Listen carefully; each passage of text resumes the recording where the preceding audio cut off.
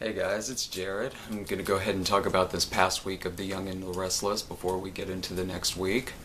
So, it turns out that Victoria finally found out that Billy knew about Victor being alive back whenever that storyline was going on. So, Victor went through with his blackmail against Billy. I don't usually like blackmail storylines on soap operas because they seem a lot easier to get out of than the show would have us believe.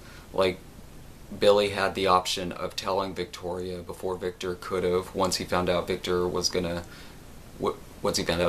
tell her, so he should have just told Victoria, came clean, and just told him why he did what he did when he kept Victor's being alive from her, and just let the chips fall where they may, because chances are higher that she would leave him if she found out from Victor as opposed to just finding out from Billy. And then he also had the option of just denying it because Victor didn't have any proof that Billy knew about it, about him being alive. So that would have been harder because that would have required Billy continuing to lie to Victoria. So but also, Victor wasn't too clever either, because if he wanted his daughter to separate from Billy, he should have just told her without giving Billy any kind of warning.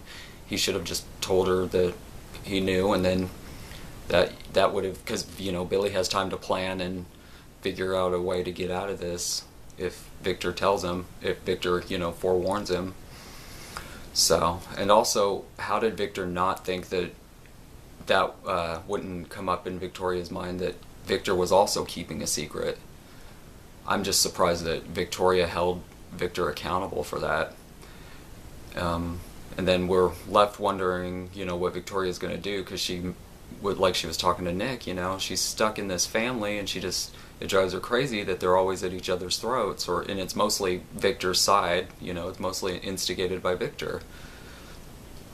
And it'd be nice if Victoria could just cut Victor out, but Nikki comes with Victor, and she can't, Victoria doesn't want to have, cut ties with Nikki. And on the flip side, when she goes to see Nikki, all Nikki's going to talk about is, you need to forgive your father. And then if Victoria forgives Victor, Victor's going to see that as it's okay for him to continue to do what he's doing. So it's kind of a no-win situation where Vicky's concerned. But I do want them to work it out, but we'll just have to see. Also, where Jack is going further and further into his pain pill addiction, and Victor underhandedly stole his well, he didn't steal it. He found out what Jack was taking, and he's going to try to find a good angle to use that against Jack, and try to play on Adam's need to make Victor proud of him, and go to him to try to take over Newman by Jack's dependency on pills. I don't know where that's headed. I don't know if Adam's going to go for it. The only thing I'm pretty sure of is that Jack's going to end up losing Newman Enterprises, whether it be by Tucker or Adam or Victor. He's already, Jack just seems. I just can't picture Jack being dependent on pills. Like, I could imagine, it can happen to anyone. It's just weird, We've seen this all played out, but I could see this as being Jack's first time to really, have a dependency on anything. He just seems so very strong-minded on things like that. So, going into Phyllis staying at that house, I'm glad she's leaving the Abbott mansion. She just got out of a divorce, and you can see that her mind, she's not like Nick at this point. She's not wanting to jump into a next relationship, and I'm glad they're doing it this way, because I'm kind of sick of there always being, whenever a couple gets divorced, there's always people lined up for the next pairing. You gotta let these people breathe as individuals, so we care whenever they're in a relationship. If we don't care, if we don't know what this person's like single and on their own, why do we care whether they're in another relationship or not? It's been so long since there's been that much time of, Phyllis just being single that we kind of forgot what she's like when she's not, when her storylines aren't, male, like, driven, relationship driven. So it's so I hope she doesn't give in to Kyle and Jack and stay at the Abbott mansion. I hope she goes back home. It's kind of, I do think, she was creeped out by Jack, because that's what happens. That's the pattern of their relationship. They'll break up with, whenever they're both single after they've been hurt by, their significant other, they'll turn to each other, and usually it's usually Phyllis who ends up hurting Jack, and they're just not at a good point at their lives where they would be, where they would work out, because Jack's always, Jack's just so obsessed with the Newmans still, and that was a big problem in their relationship in the first place. And Phyllis, on the other hand, she's still, like, she still thinks Nick is the love of her life. You could always tell that you always got the feeling that she cared for, like, she loved Nick more than she loved Jack, because just the way that she acted, like just giddy. The whole thing with Kyle is so wrong.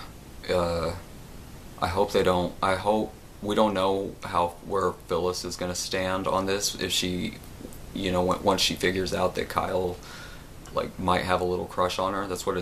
But he might not. He might be trying to play her, because isn't it kind of weird that he's all of a sudden, like, just forgot about how, like, the underhanded stuff that she did to his mother. So I don't know if that's just the writers just, ignoring that aspect, or if maybe Kyle has something up his sleeve.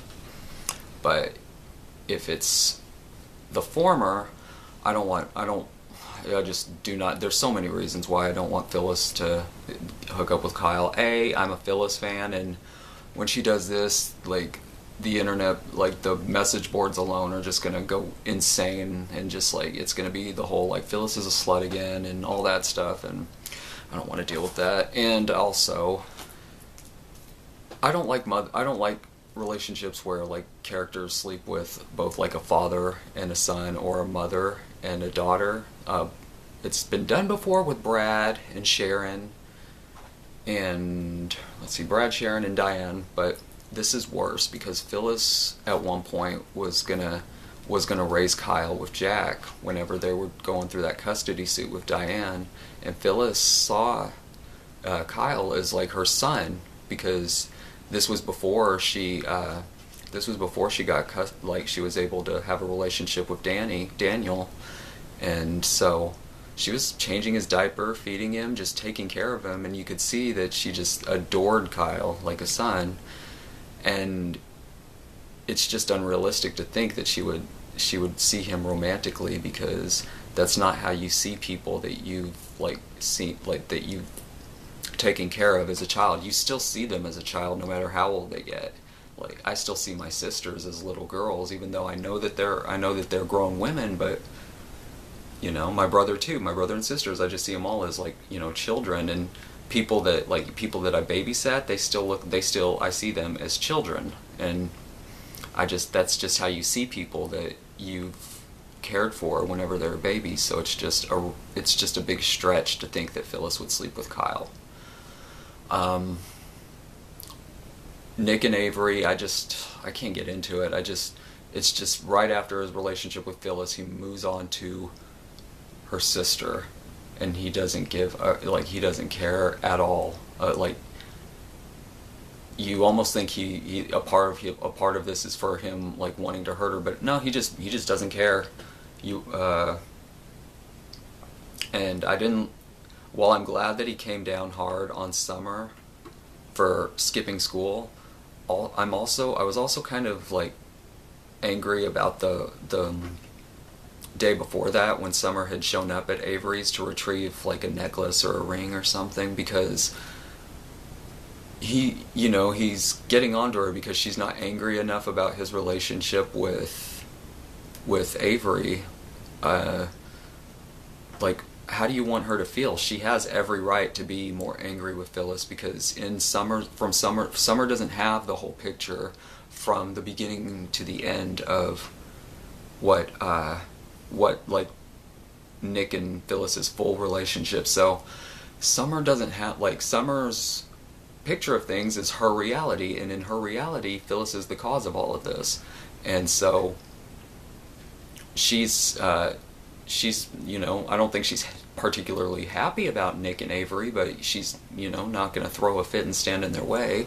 And it's just, what do you want, Nick? I mean, you can't tell your daughter how to feel. You can't make her feel something that she doesn't feel strongly about. And so that scene between them just really threw me off.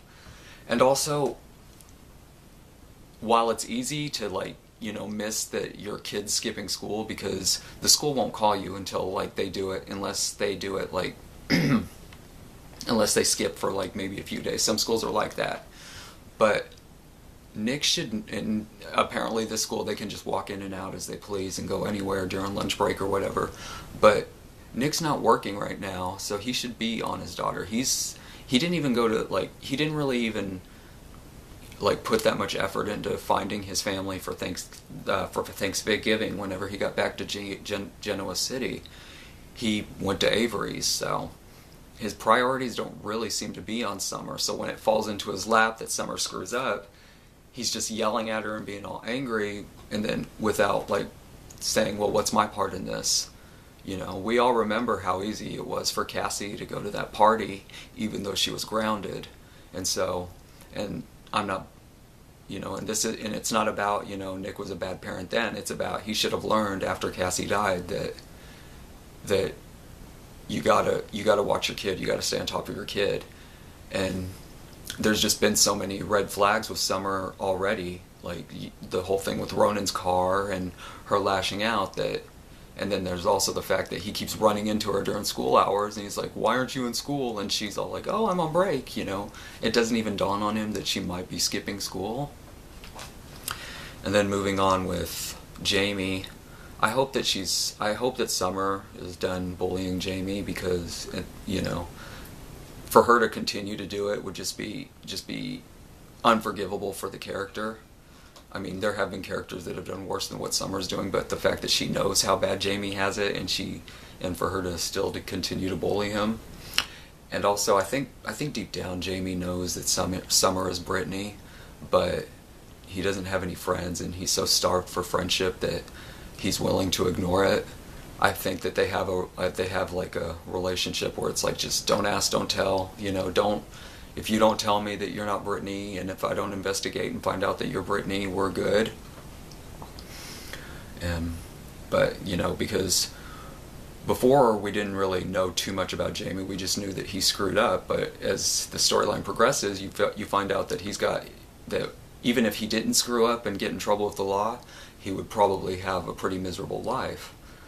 And I think the writers are deliberately not telling us just how, like, bad Jamie's relationship is with his father, because if they go through with a suicide storyline for Jamie, they might bring the father on as a character, and if the father works out with viewers, they can always just say that he never abused Jamie. He was just, you know, really hard on him. So I think they're just keeping it ambiguous for now.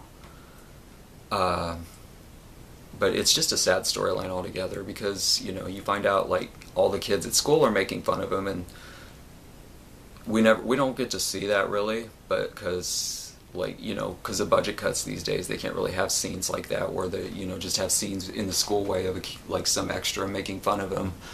But so you add that to the fact that people are, like, taunting him online or whatever, and so he probably has, like, no self-esteem. He, you know, if everybody in your life is telling you you're worthless and you're a loser, and, you know, why would you not believe them? You start to believe it. You start to believe them. So it sucks that Ronan's leaving now, and, you know, he's got Michael and Paul, but Paul's going to be leaving too, and that, you know, Michael is Fenn's father, and so, you know, Jamie probably doesn't feel like he could trust Michael, because I don't know. It's Fenn's not too smart to send a text message right after, you know, having an argument with Jamie. So, and then that's another side. We get to see the kind of nastier side of Fenn, and Fenn is definitely a Baldwin Fisher. You can see, like,